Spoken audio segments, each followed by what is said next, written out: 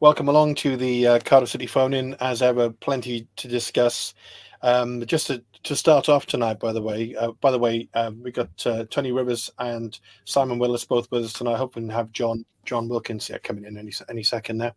Just to say before we get into any of this, actually, it's quite interesting because on Wednesday, when we play Birmingham City, my daughter, her boyfriend is from Solihull and he's a lifetime Birmingham fan. So he's been with me at the Cardiff City ground, pretending to be a City fan, yeah. And now she's going to go up there and pretend she's a Birmingham fan on Wednesday. But he's sent some comments, and I think it's quite interesting to get the perspective, from the fans on the other side. Hi, John. Thanks for coming in. Hi, We'll go to Tony first, actually. So Tony, I'll go into you first because I know you went to the Coventry game. And I know you went up with your son, and I saw some of your posts, and it was like a really great day out, and everyone was like buzzing and happy. And you said we had the audacity to create some chances, so there didn't seem to be much of that going on the weekend. Yeah, the sun was shining up there. We were competing. I think Bullock asked for that, didn't he? He mentioned that in his press conference. He said, he needed a performance out of him after the previous couple of games, and he did get it out of him. Coventry probably had an off day. They missed a couple of chances. They're offside. I goal ruled out for touch and go offside. I hadn't really seen it on the TV, but it was close. But yeah, like I said earlier, I think we knew it was a consolation, really. What we've seen this season. But on the flip side, we beat Ipswich a few weeks ago, and we beat Coventry. But then the standard of performances in between, it's not good enough, is it? The inconsistency is what's so frustrating, especially when we get back to Cardiff. So obviously that's been a cause of concern for everyone, hasn't it? Yeah, I mean, I think I'm right in saying there was a lad whose birthday was read out at half time, and I think the announcer said it was his first ever game at watching Cardiff City, and I said to my daughter, "It was not his last," I mean, it was kind of so grim, right? So Tony, I want to, and I don't mean this facetiously, but with that lineup, we obviously went with the same lineup because we got that result at Coventry. So we went with the same starting lineup, but we went with as soon as I see that starting lineup. My daughter, she's studying. She doesn't see many games, and I said, watch out for the fact that on the right wing we got a guy who hasn't got a right foot, and on the left wing we got a right footer, and it was just I can't see how with that formation and Mate, whatever he is, because I don't know what he is, but he's not a striker. How did we create chances? Genuinely, how did we create chances at Coventry? My son Evan, he pointed it out quite early. He said we get an awful lot of space in midfield, which we're not accustomed to usually. And I think perhaps they put their foot off the gear against us. I know they're on the verge of the playoffs, but when you go 1-0 on Wembley, it does. Obviously it does affect you. And I think Coventry, yeah, that's true. Maybe Coventry give us a little bit too much respect on the day. But then again, when we go home and we play, like you say, exactly the same team, exactly the same formation, and it doesn't work out. Well, I come to John after I go to Simon because I know John's already made his opinions fairly clear on the management style and tactics. So it's a good time to talk about that again. But Simon, I mean, the atmosphere gradually became worse and worse as the game went on, and it was just dire. It was just absolutely dire. The worst thing for me was a little bit like when we played Leeds. Although Leeds are an infinitely better side than the side we managed to lose to on the weekend. First win in 5 games, I think. The first 2 goals. It was like, you've come a long way today, sir. Can I get out your way? Can I polish your boots for you while you put it in the back of the net? It was just so ridiculously, embarrassingly easy, like training ground goals. All 3 were ridiculous goals. Yeah, do you know I did a video last night, and I said like the one whole goal, I forget which one it was now, where they pass all the way up the pitch, and on one side, and I saw some social media accounts like Championship ones saying, great football from him and stuff. And whilst I do agree, if you look at it, it's beautiful passing and all that, but it is like defense versus attack in training, where you tell the defense, don't fully go for the ball, just sort of stand in the way and don't put a foot in, don't just let the attack play. And that's what it was like. And then unfortunately, if you don't, there's no aggression at home. And I think people, generally speaking, if you look at it just from a results kind of thing, and I know there's some people will say, he's done the job that he was brought in to do, and then there's others which will say the football's so dire that he's got to go. I'm somewhere in the middle, as you know, but also like that, things like that don't happen, don't help. And I think people would accept the away form has been, or the away results have been pretty good because the way he sets up suits away style of football, but he doesn't change it at home. No. There's no additional aggression. So for any team to sort of be able to walk from one side of the pitch to the other without a meaningful challenge or a foot in, and it was literally every player as well. The only one who you could probably take out of it is the keeper, and everybody stood off. They just moved off the ball, and it was far too easy. And that for me was really frustrating to see because it's basics. So I'll bring John in now because John, you've already made your position, clear on Errol Bullitt. Your opinion that the buck kind of stops with him. I am, moving towards your point of view fairly vigorously. I think, we're so mid-table. It's just, we are, the absolute epitome of what a mid-table side is. A guy sitting near me on the weekend said, "I can't believe we're 11th. How can we be 11th? When we play like that." And I've gone back to that analogy of that young lad, the first time he's ever gone to a Cardiff City game. And, we've just seen a bunch of players, rolling over and saying, tickle our bellies and stick the ball in the back of the net. No tackles going in. Nothing to get excited about. No width. People on the wrong foot. No striker. Very little pace. Very little passion. And it was just like absolutely embarrassing and grim. So I think, even if people say give him another season, I've personally lost it with him. I've had it. I think if you're going to be that blinkered and that one-dimensional and that stubborn, you're going to keep on putting out that formation, and you're going to do that at home when you got the fan base there, and you're going to give them that as your version of a passionate, battling Cardiff City Football Club. You're the wrong guy. Sweet. What's your take, John? I'll drive him to Turkey if he wants. I'd want him here next year. He's trying to play Turkish football in the Championship. It's slow, it's ponderous, going left, it's going right, it's going back. I just keep shouting, the keeper's on, and you watch other teams play, there's 3 or 4 passes, and the ball's in that 18-yard box. Yeah. And that's what's going to be his downfall. He won't change. I think you're right. He's too stubborn. He's too stubborn, and he won't change it. It's drilled into him. He's not going to change it. Not going to change it. Honestly. Tony, you're coming in there, yeah? I think we've had an issue with personnel really for a couple of seasons. Everything when Ramsey was playing, it didn't matter. It didn't matter what formation Bullitt wanted. We were playing well. Everything was confident. Everything was running through the midfield. But then when we went back to the Rolls and Wintle dynamic, the same as we done last season, it's not good enough. I just, No. I know there's a lot of, there's obviously Cardiff fans are loyal. Cardiff fans are loyal to their players, but there's certain players that have been given a lot of loyalty and they haven't been good enough. And we're not going to step up to the next level until we get a manager, whether Bullitt gets a new contract or not, until we get somebody who get some back in, and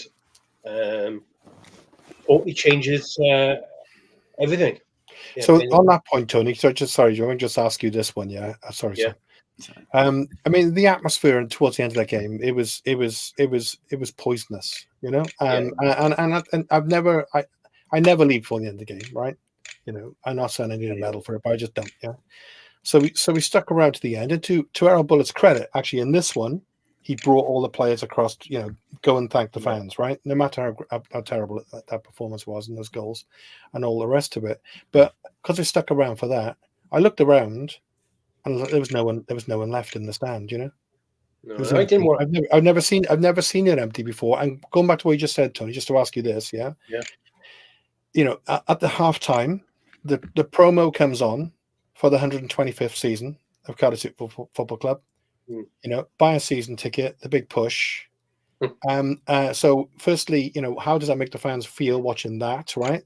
How is that kind of level of absolute rolling over, lack of any passion going to drive anyone to the club, right? Why would people buy the season tickets? And if Vincent Tan, and I think he does, is watching that game back home and he's seeing an empty stadium and he's seeing, you know, and he can see what's going on, why would he say to Errol Bullitt, you're the man and I'm going to invest in you going forward? No, that's right. Who knows if he'll be there next year, you know. Vincent Tan, or, you know, anything could happen coming in the summer. There seems to be some kind of stagnation. The silence is deafening. So, you know, I'm not making any assumptions or guesses, but I think, you know, there's something possibly going on at boardroom level. Yeah, I think so. Yeah. But the thing is, you know, they've perfect timing again for Cardiff City. You know what it's like. We've seen it with them, and the last game in Indian Park, they had some pathetic fireworks display at the end, and it didn't even work. And now they've got this 125th anniversary. They put out some Cardiff City winner. They put up some dodgy-looking retro shirts. You know, some of them, one or two of them look okay. And now they're asking people to renew their season tickets after, you know, serving up this type of thing. I haven't forgiven them for Swansea, to be honest with you, Steve. I went to Coventry. You know, I didn't really want to be there, but I'd already booked my tickets. You know, and my son, I want to take him to all the new grounds he hasn't been to. I didn't want to go there, but after the cowardly display down there again, which is unforgivable. How we always seem to go down there. I don't want to go on a rant about Swansea away, but it's every year we go down there, don't we? After, and what were we, were we 5 games unbeaten going into that game? We won 4 in a row, hadn't we? I think. Yeah, 4 in a row. Sorry, yeah. And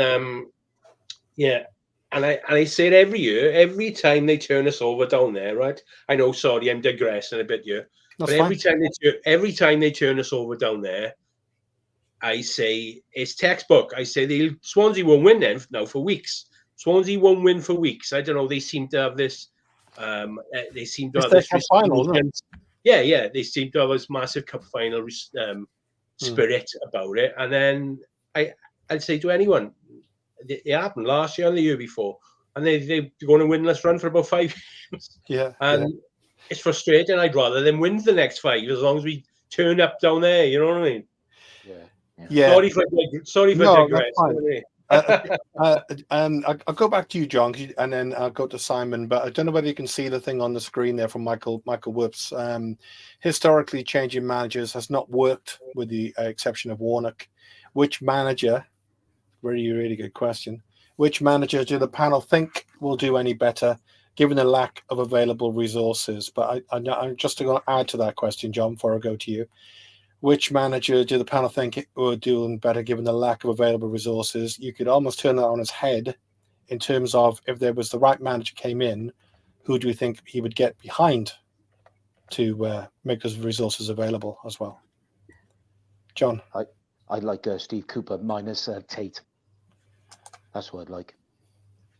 Yeah, I think those two go together, don't they? Yeah, that's the problem, isn't it? So I'll never forgive him for that flag. You can't see him walking down the tunnel, can you? Really? Oh no. Funny So enough, you still- mentioned that flag, John. So apparently, I think my wife was telling me the other day Trundle was on something, and he said when he got handed the flag, he didn't have a clue what it was. Like, and his life changed from for a while after that. Yeah. So, but he apparently generally didn't have a clue what was on the flag. But there we go. Yeah. I think. Take that a pinch of salt, I think. Yeah. Or the Nathan Jones, something like that, you know? Yeah. So the Nathan Jones one's an interesting one, John, isn't it? Because of his Cardiff City connection. Yeah. You know, and he's the antithesis, isn't he, what Tony's talking about? You know, he's someone who does care if we beat Swansea. We don't get stuffed by Swansea very much. He's gone to Charlton. I think he's 14 games in now. I think he lost his first game and hasn't lost since. There have been a lot of draws, but, you know, so that I think that's probably a good shout. There's another shout. I don't know whether it was you, John, or whether it was somebody else. Actually, I'll go to Simon with this, following on from that, John. There's an obvious name now. If the club wanted to, if they, and I don't even know if they ever have or do or ever will, but if they wanted to get the fans on board, and they wanted to do one for the fans, and we're going into 125th season, you know, they could do worse, Simon, than saying to Aaron Ramsey, you know, you're not going to play that much these days. You know, do you want to have a crack at being player manager at Cardiff City Football Club? So, I think that would be a mistake. I got to be honest. But just very quickly, I was going to say on the manager, like the whole situation with Cardiff, because there's no football structure above the manager, right? We all know, right, as fans, the media, the club, everybody knows his contract is up, so he's either going or staying. We don't have a say in that decision, but the club and the people at board level say they know that it's coming up, so they should have a short list of 3 to 6 managers who they've sort of sounded out behind the scenes. They should know their character, their style of football, who they've played with, what sort of budget they can work on, so that when his contract runs out, or if they decide not to, you know, renew it or whatever, they can literally go the same day, contact the people on that short list and say, right, let's have a conversation. Tell us what you would do with this player, with this squad, with this system, and tell us how you take the club forward. And the problem is, I think we all agree that hasn't and won't have happened. So what will happen is whoever will make the decision when the season's over, and then it'll be like, right, let's find a manager now. But this has been a problem in January. Like, we could have signed Kiefer Moore. I know that for a fact. We could have signed him, but we took so long to sort it out. He was like, I've got a career to do, and I want to play football. And there was other things within the sort of the conversation, but they could have had the conversations off the record, behind the scenes, so that when the January window and the embargo lifted, they could hit the ground running. But there's no football people between the manager and the board. And until that changes, we're just going to continue to have the same conversations over and over again. Need a director of football there. Yeah. Of course they do. People have been crying out for a director of football, but on the other hand, it doesn't work at some places. But we've had. I don't necessarily mean a director of football, though, Tone. It just, if you look above the manager, there's not one football person who understands football. There's people who understand business, but there's no one. It's just full of suits on the board. But we've had that for years and years, haven't we? And they've got lucky, you know, with a couple of promotions. But like you say, it needs some stability, doesn't it? A couple of football brains in the boardroom. Sorry, I just thought of something on the Ramsey one that you asked me. I kind of just said I didn't think it was a good idea. I don't think it's a good idea, but I think if you're going to go with like someone as unproven as Aaron Ramsey, do you know who I would go with? And I know people won't agree with this. I would go with Darren Pearce. And look, completely transparent. He is a friend of mine, but I would go with him because he knows the young players, he knows the first team, and he knows what the club's about. So if you're going to go with someone who's going to work on like a limited budget and also someone who has never really had a first team opportunity, then why not someone who actually knows the club and has been managing the team? I'd rather see that than. And Okay. I'm not saying that he should be the manager, by the way, by Yeah. any means. I'm saying that if you were going to go with someone like Aaron Ramsey as a player manager, Yeah, I believe Darren Purse would be a more sensible option. okay. But I don't think it would work either way. I've seen a lot of criticism of his time with the 21s, and have you seen many positive reaction about Purse?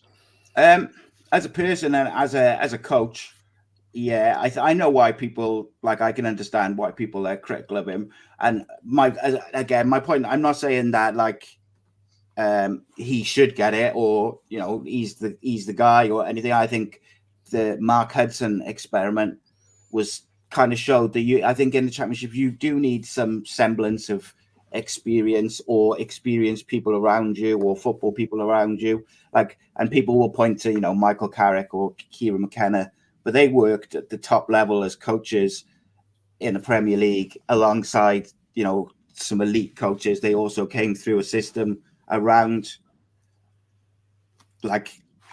so I'm not saying Darren Purse should be the guy, but I'm saying if you're going to say Aaron Ramsey as a player manager, Darren's as good an option. I don't think either is the correct option. Just before, yeah, Tony, I'm going to bring you in on this now. Yeah, so it's interesting. It's the Aaron Ramsey one's an interesting one. If I'm honest now, was he 34? Isn't he? He's 34 now, isn't he, Aaron? I think, yeah. He's had a lot of injury problems. Unfortunately, some pretty major ones throughout his career. He hasn't played that much this season. He doesn't look anywhere near fit even now. He's not. You couldn't even countenance him playing probably a half, maybe an hour. Would be too much for him at the moment, right? There's going to come a time, isn't there, when that player manager role could suit him quite well, because then he can pick himself when he's fit enough to play, and he can have the influence as a kind of a football legend in Wales, yeah.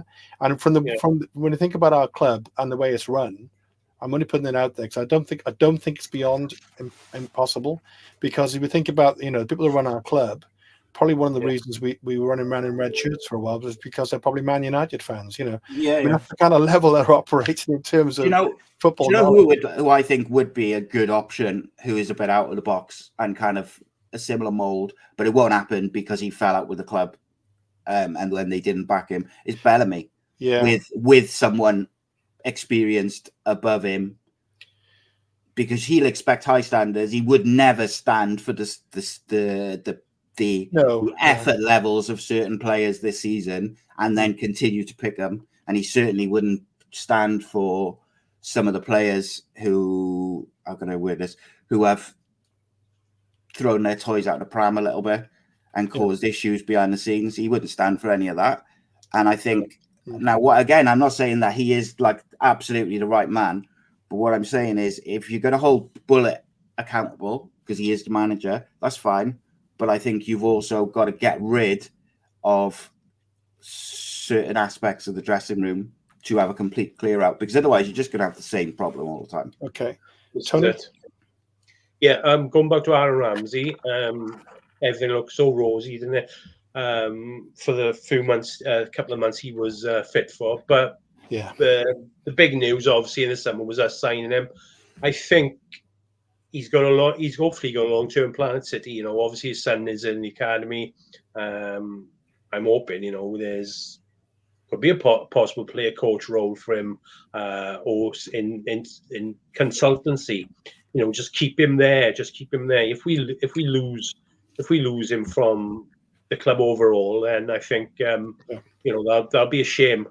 But just how he got that bad injury and he hasn't really recovered. But I think he's doing his badges. Yeah, but I think he also doesn't need to be a fully qualified manager or first team coach to be a player coach. Is the other aspect of it. No. But speaking of somebody who's doing their badges, who connected to the club, he's always on social media hyping us, and it's Saul Bamba. I think he'd be a conversation to have, wouldn't he? That you know, to get back involved. Do you know, there's someone just put in the comments, Steve, just above those spam comments. I can't find it. Oh, Stephen Hurd's comment. I think that's a great shout. If that could be worked. He says Gary Rowett is only in temporary charge of Birmingham because obviously they sacked him, didn't they? And to get what's his name? Yeah. And so they've treated him quite badly. He would be a good shout. Nathan Jones, I think, is a good shout. Like, I do think that you need someone with, like, I just think you almost need like a mix, don't you? You want someone young and aggressive and positive, and someone who's going to play good football and try and win football matches. But I also think I want to. Do you know what really upset me last week and this weekend, more so than the result, was all week we had all the Welsh media who were in contact with the club saying how Kean Ashford's finishing has impressed all the first team, and we're definitely going to see Joel Colwell and Kean Ashford. And we did. We saw him for an hour running them down the touchline. But when it goes 2-1 and he makes substitutions straight away, and I'm thinking, you've just lifted the crowd by getting one back. If you bring Ashford on now, that is going to genuinely give everyone a lift because you're showing you're going for it. And neither of them got on again. No, they ran around. I mean, you could. I was going to come to this later on, but John, Kian, and Joel. My daughter's only 20. She'll blimey, they look young, don't they? Yeah, but they look so enthusiastic. You could see they were almost kicking every ball, John. Yeah, and you know, Cardiff City runs through them in the same way as, you know, Ruben and Isaac. You know, we've got pictures of them as kids watching Cardiff City, and they're on the touchlines. I mean, they do naughty things to get on that pitch without going into details. You know, they'd love to have got on that pitch, and then 5 minutes from the end, after warming up for nearly an hour, go and sat down. He ain't going to come on. I just think, it was an absolute no-brainer for me to bring at least Keon on. Give him a go. Think about how we look at the fans. Especially now, we're not going anywhere. We're not getting relegated. Yeah, we're not getting promoted. I've heard this before. I think it's a little bit of there's an issue with our academy players who have gone into the squad. That, you know, I don't think we respect them enough, really. And you know, as you can see, as you've seen over the last couple of seasons with Isaac, Joe Big, and Caldwell, you know, there's definitely something that isn't quite right when they get introduced into the senior squad. Well, let me bring it back to John, because John, just to bring him in on that, and what Tony's talking about there is spot on, because I hate to mention these clubs on the Cardiff City phone-in, but you know, Liverpool in the cup match, and they had all those kids, right? Yeah. You know, they're playing for one of the top sides. Sorry, but they're one of the top sides in the world, right? And these kids are getting on, and they're getting some game time. If they're good enough for Liverpool, why can't we play some kids, John? Well, exactly. And they're on the bench, you know, Ashford and Joe Colwell. As far as I'm concerned, you're on the bench. You're good enough to play. You're good enough to play. Yeah. Yeah. It's quite. What, you know, it baffles me, dude. Why do they complicate the game of football? I just don't get it. I just really, really don't get it. You know, he's knocking the stuffing out of these players. He is, this Buller, knocking the stuffing out of them. You know, the players like Ruben Colwell and what's his name, LC Tanner and all that. You know, let him play with freedom. Yeah, play with freedom. Oh, I totally agree with you. You know, and he's on about like with the strikers, about tracking back. You got your midfielders to do that. Yeah. He's this guy. I know. You've made your decision fairly clearly. Yeah, I made that in October, Steve. Ipswich. I think the thing is with him, John, which I find the most frustrating is, I like him. I think he's charismatic. He's a young up and coming coach. He's tactically aware, but he's so stubborn. That's the way I'm going to play. That's the way it is. And we're going to stop. We're going to give other sides the ball. Let him play at home, game after game. Our home record. We've so many dire home performances, which has just been grim and unpleasant to watch. And it doesn't need to be like that. No. And Steve, and there's a lot of games away we were lucky to win, very lucky. Like your Preston, your Sheffield Wednesday. Sunderland, it was like the Battle of Alamo. How the hell we won up there, only God knows. Yeah. Because we were getting absolutely battered. Mm. That Pritchard was running the show up in Sunderland. Bannon for Sheffield Wednesday. What a cracking midfielder he is. He was running the show up there. How the hell we won up there? I'll never know. I'll never know. So there's loads of comments in here. I'll try and pull some of them. But John, did you given us an idea on a manager? What about what Steve Thomas said there, Si, about basically saying, that if we going back to Aaron Ramsey, we tried that with Mark Hudson, we tried that with Morrison, we've tried that with other players. We need a tried and trusted manager. Yeah, I do agree with that. I think that's what I think. And I think, look, I understand everybody's frustration with Errol Bullitt. My thing is he playing, like, I do think he's learned a little bit as he's gone along, but unfortunately I think his stubbornness is what's losing me with him. Is like, why Josh Bowler still playing? He's going to be gone in a couple of weeks. Why isn't Ollie Tanner getting 5 games so that we can actually see if he's going to be good enough for Cardiff City? Because you don't get many opportunities to try people in the Championship without any risk. So you could start Tanner for 5 games now and say, right, go and show me that you're good enough to play for us. You could do 20 minutes for Keane Ashford and Joel Colwell for the next 2 games and then start him in the last 2 home games and show us if you're ready or if you need a loan.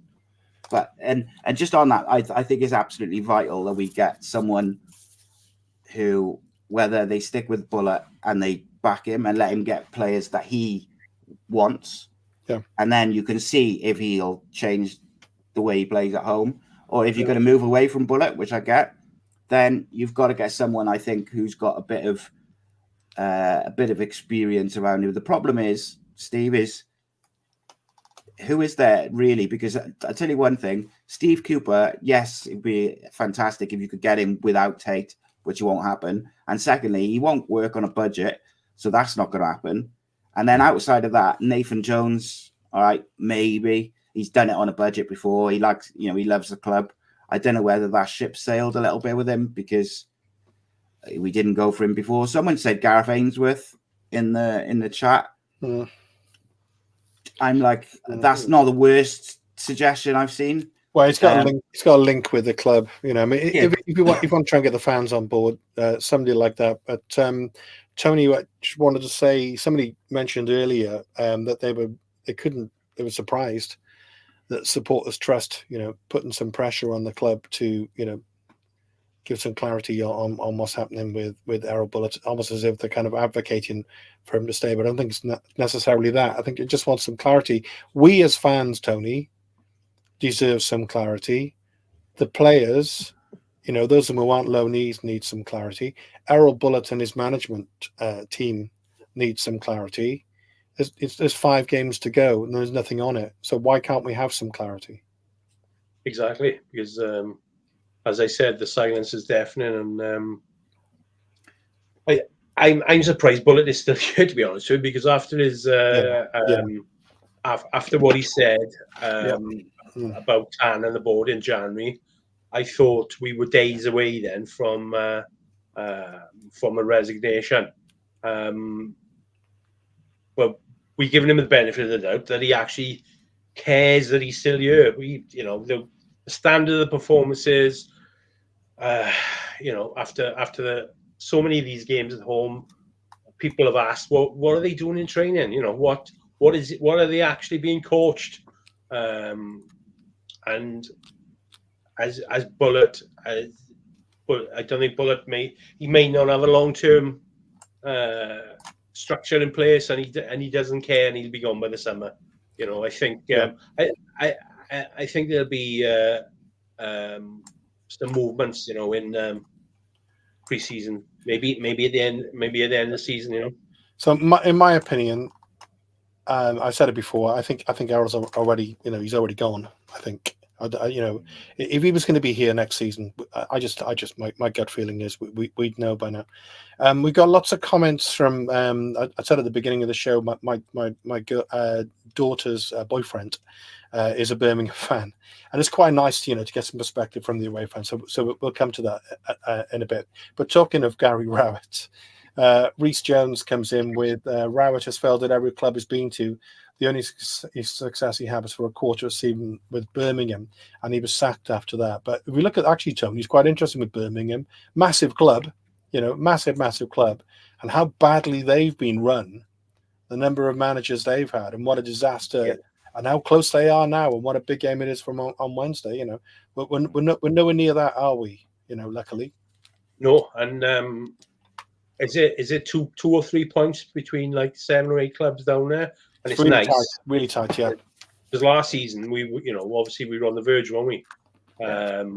And we dug ourselves out of it. People cite the Reading point, but I think it was done and dusted before then. That's so. But yeah, going back to Birmingham City, big club, but they should be a lot bigger. They probably. As big as Aston Villa. I'm not saying for trophies and obviously the time Aston Villa spent in the Premier League to them, but potentially that Birmingham are still a sleeping giant. And even to this day, even though they've been struggling in the Championship for the last couple of years, I know they sell out their away allocations every single game. They always bring a good mob. Not many clubs in the Championship can do. I'll go to some of these Birmingham comments in a second, but the comment there from Jamie is a good one again. John, Isaac Davis, yet another goal. How we could have done with him, how we could do with him. Shove him down the right wing. He's got a bit of pace. The fans will be right behind him. It would lift everyone. Play him up front off the big man, innit? Whatever. Sometimes, just get him on the pitch. Yeah, get him on the pitch. Runs the players, takes him on. He's not afraid. Everything we don't do. Yeah, exactly. I don't think we'll see him again. I don't think we'll see him again. No, he's got nearly double figures now in a side that doesn't create chances in the bottom 3 of the Belgium league, and people are watching him, and his agents, they'll be circling. His agent is Tom, don't you? Yeah, Danny Garbadon. But I know there was a press rumor recently, wanted that a couple of these good quality European sides are in for him. Yeah, and I can understand why. But that's another academy product that we're going to let slip under our fingers. Well, I think you're making a good point. Tony's making a good point there, John, because as soon as a few bob comes in, they're probably goners, aren't they? If Tony came in with a few mil for Isaac, we nearly lost him to Burnley, didn't we, a while back? That's right. Yeah. Let me go to a couple of these comments about Birmingham. So the lad's name's Kieran. He's a nice lad, may I say. I know he's a Birmingham supporter, but he's actually I know him. He's a good lad. And he said there's some interesting things. He's from the outside. Maybe we'll spin around on this. Alan's comment about Bullet is there for comedy value as well. He said Cardiff seemed to be in a hit or miss team. I'm sure we'd all agree with that. So hoping that Birmingham catch them at a good time, because we've lost 3 at the last 4. Players for us to watch out for: Stansfield, top scorer, scored in the last couple of games. He's a confidence player. And Ethan Laird, almost like a threat from right back as well. But the Cardiff name that stands out for him is Perry NG.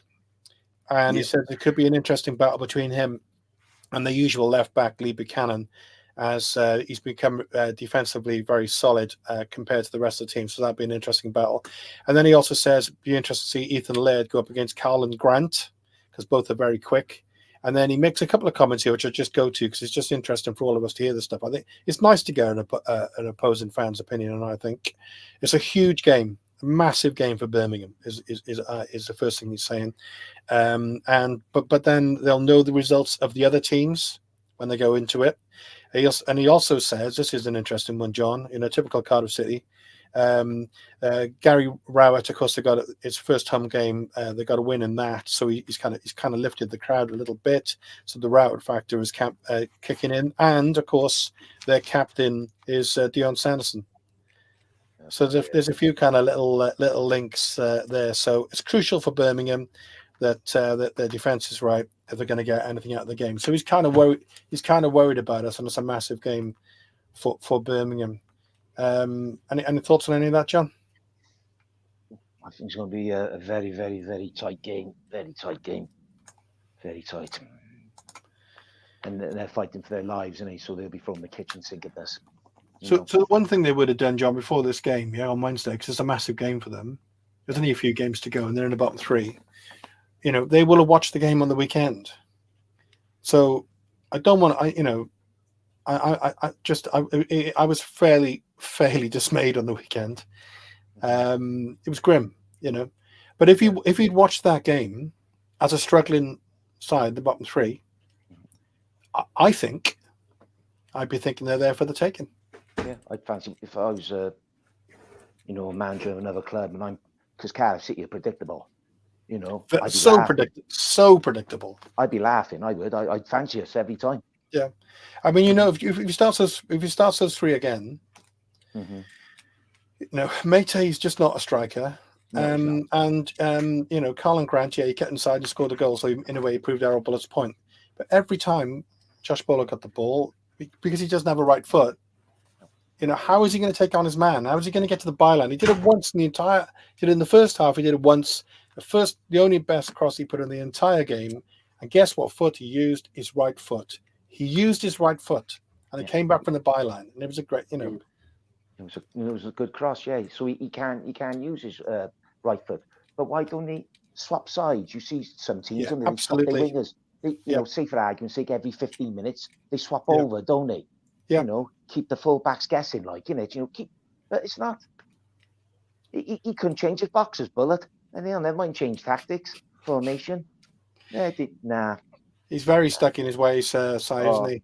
Do you find that all frustrating in that way? I know you're not passionately saying for him to stay, but I know you still got mixed feelings on it. But that doesn't his stubbornness doesn't that absolutely get you?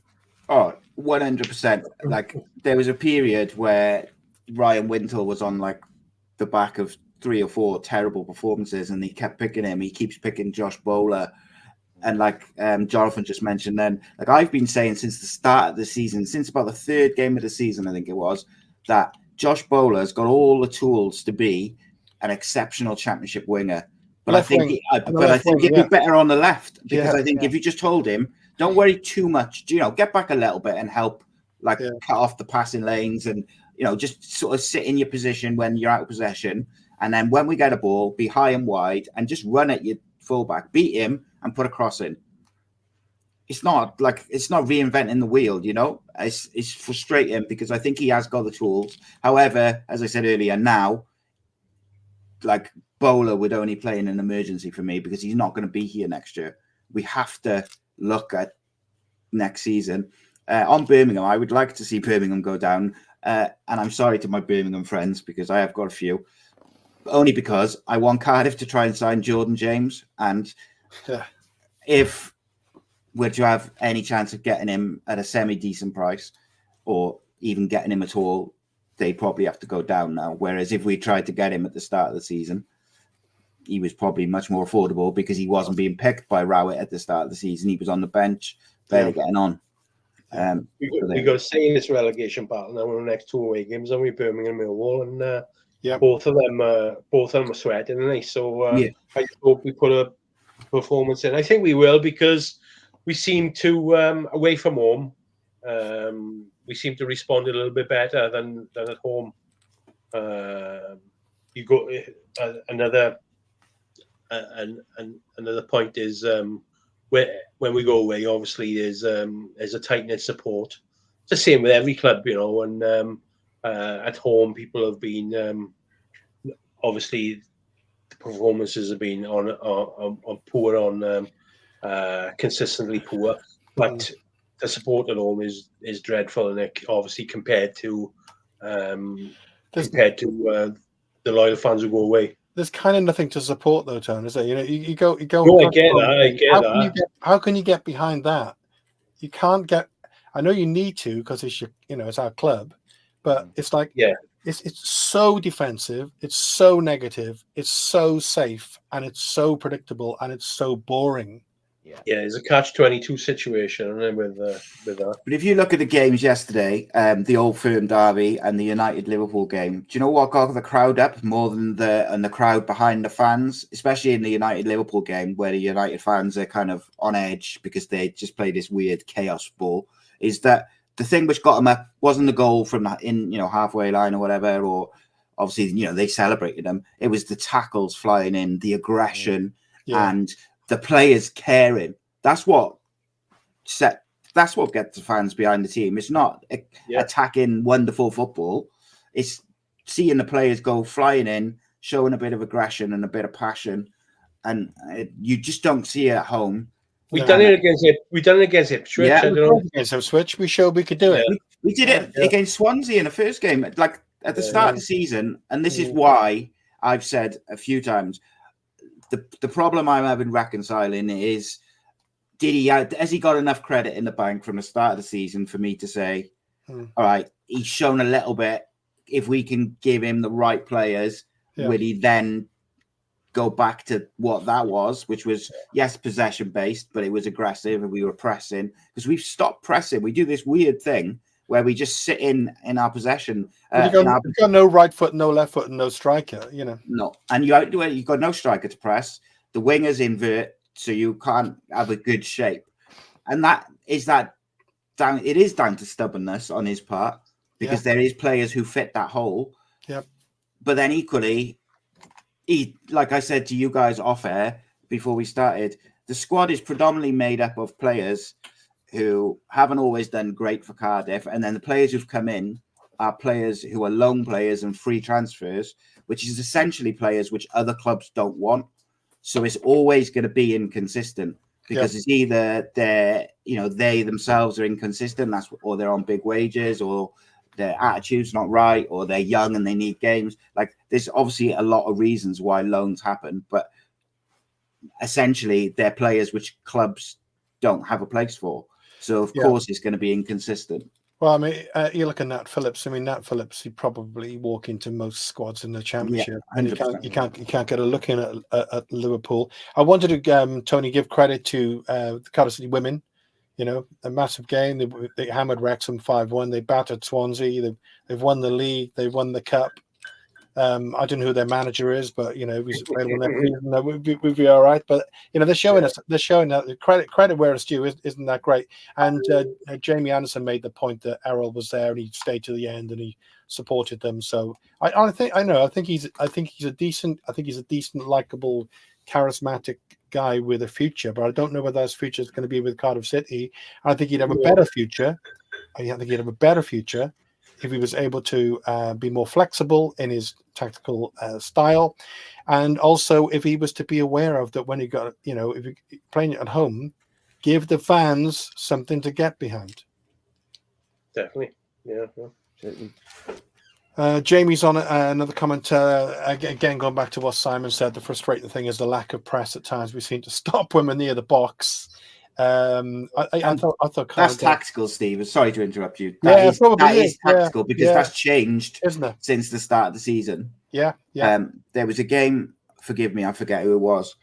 There was a game when Ruben Colwell played, and he was one of his best games. But it's whoever Jake Livermore plays for. My mind's gone blank. But essentially, for the 3 or 4 games before that, Jake Livermore had absolutely run the game for his team, playing as like a deep sort of defensive midfielder, just dictating play. And the manager put Colwell on him, and all the other players did the pressing, but they pressed together. And Colwell did a magnificent job on Livermore. Livermore went off after about 55, 60 minutes, I think, in that game. But the point being is, tactically, I've seen signs that he can adapt and do different things for different opposition, but the dramatic change in our pressing since before Christmas, that has been almost alarming. that it's changed so dramatically. It's almost like it's almost like he's literally just afraid to lose. So if you're too afraid to lose, if I use the analogy, Tony, which is a ridiculous analogy, I'm good at them. Like if you're playing golf, and you got a choice between going for a full welly with a 9-iron or playing a little half shot with a wedge. The likelihood is you're gonna miss hit that wedge shot, stick it in the bunker, in the trees, or in the water. If you're not going for it full pelt, it makes it all more difficult. And if we had people like Tanner, who is an attacking player, and players like even Josh Bowler on the left, play your game. Let's take him on. We've got 5 games to go. Let's play some football. Let's go for it. Let's have some fun. Why can't we do that? It's not like we can't go down. We're not going to go up. It's baffling here because going back to the start of the season, like I said, when Ramsey in the side and we went to Leeds, and Bowler was a revelation, wasn't he? He's a footballer. There's a footballer on Josh Bowler. There is. Yeah. I know. But, since then, I don't know what's happened to him. After his injury, wasn't it? Siopis for a couple of months as well. He looked Premier League standard. He lost it for a while, didn't he? Yeah. Yeah. When Ramsey was in front of him, he did look Premier League standard. But that's changed since. That's true.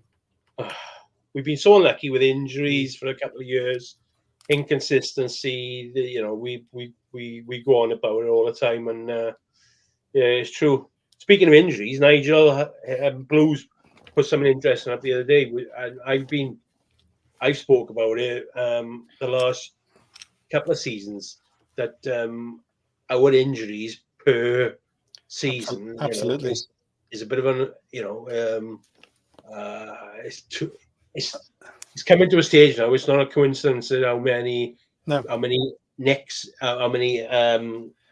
players will get a knock, and the recovery times, they don't look as good as other clubs, and is it a coincidence, or is this something our backroom staff just can't get a grip? Well, I'm glad you brought it up, because I was going to come to that. So I just come off the back of Tony to you, John, on that, because we talked about it before we went live tonight, Tony, when we said when Josh Wilson as Brown came on, we had a left and a right. We looked great. All of a sudden, we looked great. And then he went down off the ball. As soon as it happened, I said to my daughter, I think I said, he's done. He's done his hamstring. He's out for the season. He's gone. So Josh Wilson as Brand, Callum O'Dowda, who's had a terrible season for injuries, and he's one of my favourite Cardiff City players. Well, there we go. Keon Atete. Ramsey's out. McGinnessy. Out. Yeah, McGuinness. Yeah. So I'm just going to have to do what I can do. I've got a striker. Alnick. Colwell. Ruben. Wintle at the moment. Yeah, there's 7, right?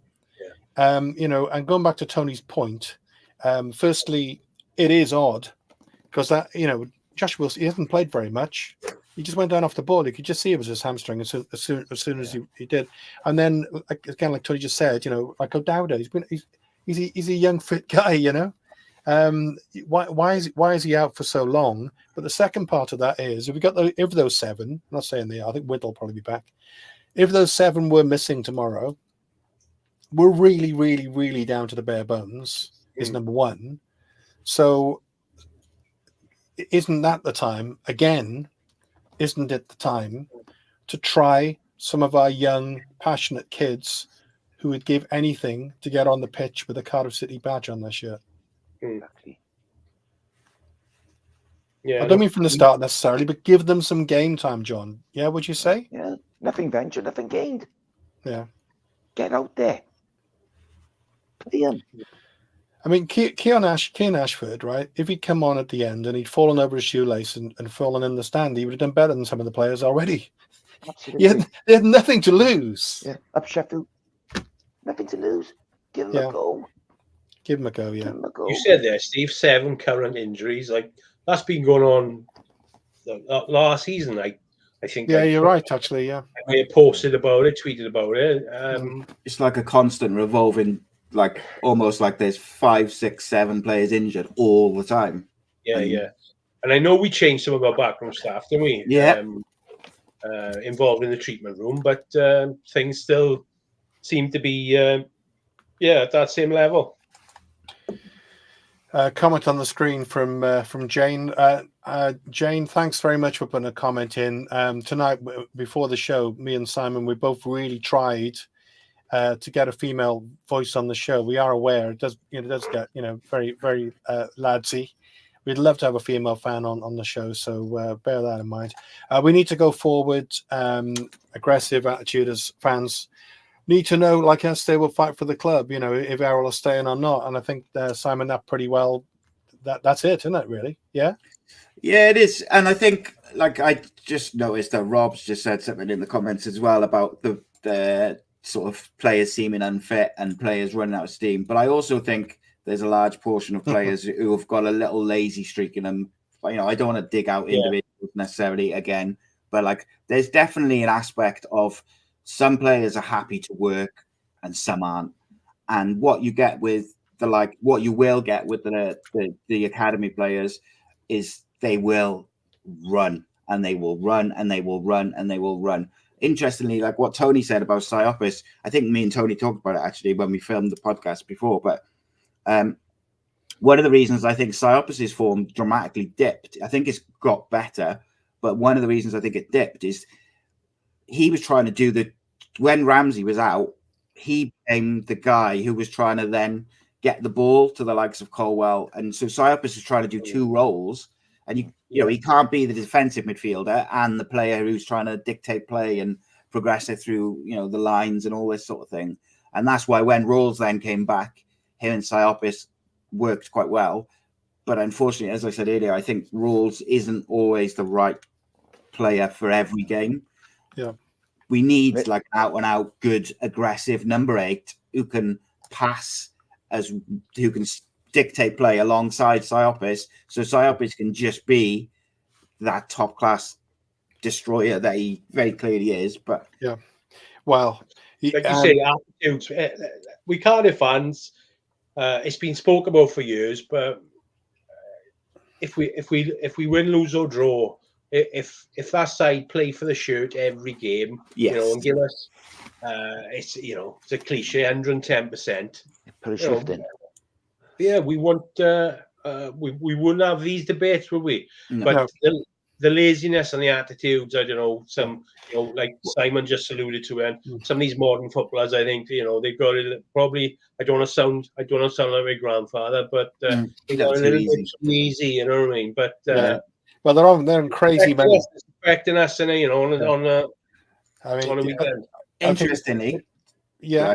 Go on. So I was just going to say, Joel Colwell's best position as it is now would be like as a deep lying midfielder. So, like, why couldn't you play him with Psyopis and and play Ruben at number 10 and play I don't know, Keane Ashford off the right? I'd play Keane Ashford through the middle. I would, if you're not going to play Grant through the middle. But I'd play Tanner right. Grant probably on the left, and then I play Keane Ashford through the middle, Ruben behind him, and Joel and Psyopis. If it doesn't work, it doesn't work, but it's not going to be any worse than what we've dished out for the last 6 weeks. Yeah. Well, we're out of time, effectively. Sorry, Tom, go ahead. Sorry, I didn't even notice. Oh, sorry. No, you carry on, Steve. No, I was just going to say we're kind of out of time, and I just wanted to whiz around and do something just before the very end. So the point about the Geraint is saying there, Geraint Cole's a good point. Are these kids any good? They're struggling to win games in respective leagues. Maybe they're not quite ready, but I would counter that by what John said about they're on the bench, they're in the squad. Let's blood them. Let's see them operating at that level. And going back to what Tony just said, if they weren't quite ready and they made a few mistakes, particularly at home. There's one thing for sure: the City fans would give them 100% support and understanding. It's absolutely 1,000% for sure. So I'm well up for seeing it. Tony, just before we whiz around, just for predictions, just to say about the book, Magnetic seems to be going well, and you're getting lots of interest and interviews, and even Simon was involved. Yeah. So where can people get a copy of the book? Simon's been a big support of ours, and obviously helped along the way for the last 2 years. Yeah, we haven't gone through any third party Okay. as in terms of shops or anything yet, or Amazon. We could do one day, but at the moment we sell it like as a limited edition. So if anybody wants to buy a copy, give us a shout on magnetic990@gmail.com, or find me on Facebook or Instagram at Magnetic Book. Thank you, Steve. Thanks, Tony. I'll start with you. So Birmingham, it's interesting. Years ago, I'm sure you would have enjoyed trips to Birmingham followed by a trip to Millwall, but give us a prediction for the Birmingham game, Tom. Like John said, it's going to be really tight up there. Their last home game, they beat Preston, didn't they? So I think they're at the stage now, obviously, they're fighting for their lives, so they'll have the crowd behind them. They were unlucky at Leicester. Yeah, their squad now, they're obviously motivated, they're keen, they'll be on the front foot tomorrow. But I think we'll compete tomorrow. You know what we're like, one poor performance, then we go away and we'll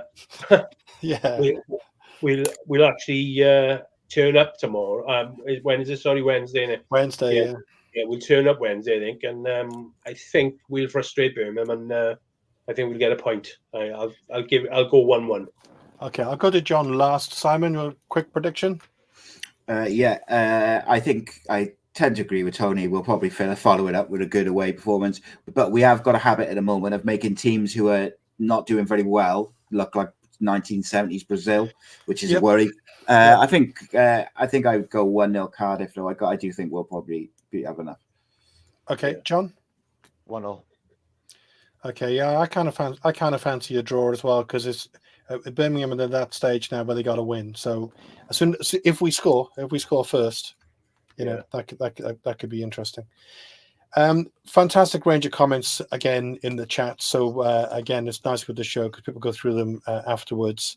Millwall away on Saturday as well. I'll go on. Let's whiz around quickly for that then. Millwall away. Go on, Tony. Yeah, I hope we send Millwall down. I'll go for 2-0 on Saturday. Nice. I got some London friends who follow Millwall, but I'd like to see him get relegated. Okay, John. Excuse me. Sorry. 2-1 Cardiff. You fancy Cardiff to win, yeah? 2-1. And Simon. Yeah, I think I'm in the same boat as Tony. I would well and truly like to see them go down, so I'm going to go 4-1 Cardiff. Ambitious. Yep. All right. Well, thanks, guys. Great show. Thanks very much. Cheers all. Yes, thanks. Bye-bye. Yes, dear.